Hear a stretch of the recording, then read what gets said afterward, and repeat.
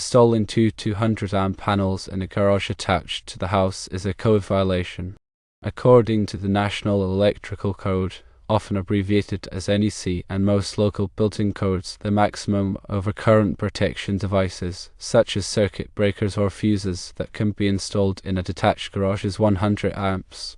Therefore, it is not permitted to install 200-amp panels in an attached garage. The NEC requires that the main service disconnect for a detached garage be located within the garage, easily accessible, and not more than 6 feet from the point of entry. The main service disconnect for the house should be located outside the garage, accessible to utility personnel.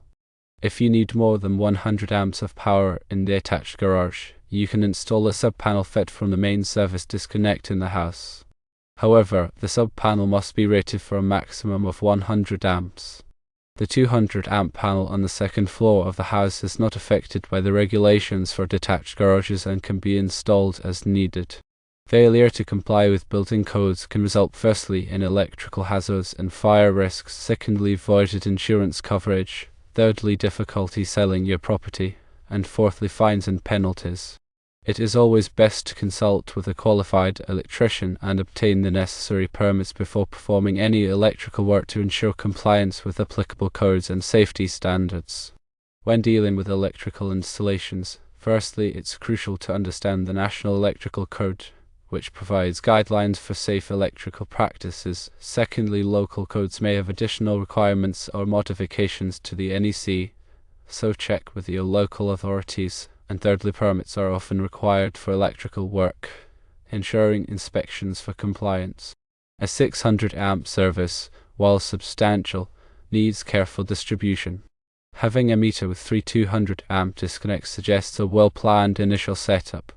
However, the code violation arises from how these disconnects are utilized in relation to the detached garage. Overcurrent protection is a critical aspect of electrical safety. It prevents damage to equipment and reduces the risk of fire by interrupting the circuit when the current exceeds a safe level. The 100-amp limit for overcurrent protection in a detached garage is designed to minimize risk. A sub-panel is a distribution point that receives power from the main panel and feeds it to specific circuits. When using a sub-panel, the ampacity of the feeder conductors must be adequate for the load served. Ensure that the sub-panel is properly grounded and bonded. Grounding provides a path for fault current to return to the source, minimizing the risk of electric shock. Bonding connects non-current carrying metal parts to create a lower impedance path for fault current.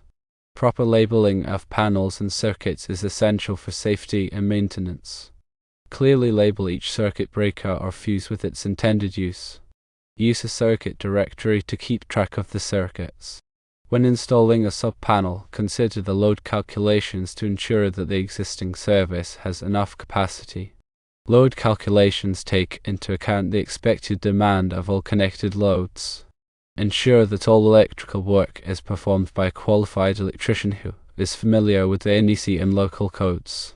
A qualified electrician can properly size conductors, select appropriate overcurrent protection, and ensure safe installation practices.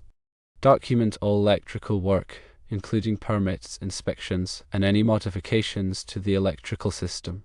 This documentation can be helpful for future maintenance, troubleshooting, and property sales. Regarding the consequences of code violations, electrical hazards and fire risks are significant concerns. Overloaded circuits or undersized conductors can overheat and cause fires. Non-compliance can also lead to voided insurance coverage. Insurance companies may deny claims if electrical work was not performed according to code.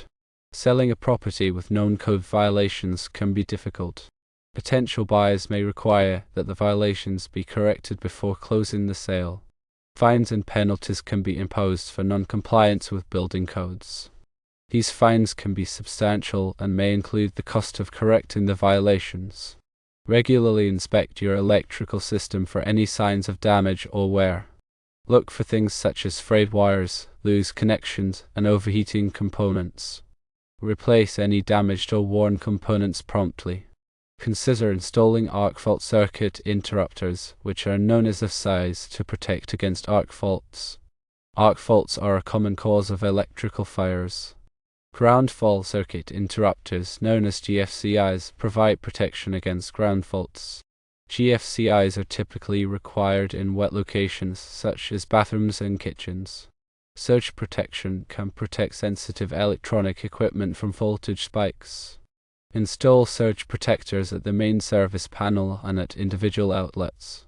Use only Underwriters Laboratories, abbreviated as UL, listed equipment that has been tested and certified to meet safety standards. Avoid using counterfeit or substandard electrical products. When planning electrical work, start by creating a detailed plan that includes the location of all outlets, lights, and appliances. This plan will help you determine the size and number of circuits required. Consider future electrical needs when designing your electrical system. Plan for additional capacity to accommodate future expansion or changes in usage. Use energy-efficient lighting and appliances to reduce energy consumption and save money. LED lighting and Energy Star appliances can significantly reduce your energy bill. Consider installing a whole house generator to provide backup power during outages. A generator can keep essential appliances running during a power outage. Consult with your local utility company about their requirements for connecting a generator to your electrical system. Remember that electrical work can be dangerous, so always take precautions to protect yourself. Turn off the power before working on any electrical circuits. Use insulated chills and wear appropriate personal protective equipment. If you are not comfortable performing electrical work, hire a qualified electrician. In summary, adhere to electrical codes to ensure safety and prevent hazards. Consult a qualified electrician for any electrical work, particularly regarding panel installations and detached garages. Ensure that all work is inspected and permitted to meet local regulations. The 6-foot rule pertaining to the location of the disconnect requires careful measurement from where the conductors enter the building. This is generally the external wall itself.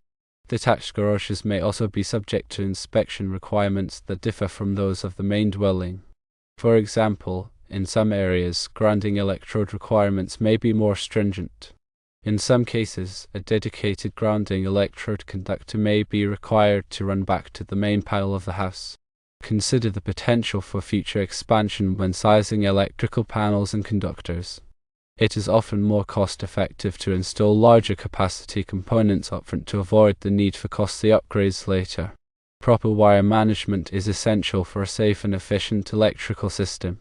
Use cable ties and supports to keep wires organized and prevent them from rubbing against each other or sharp edges. Ensure that all electrical boxes are properly sized and securely mounted.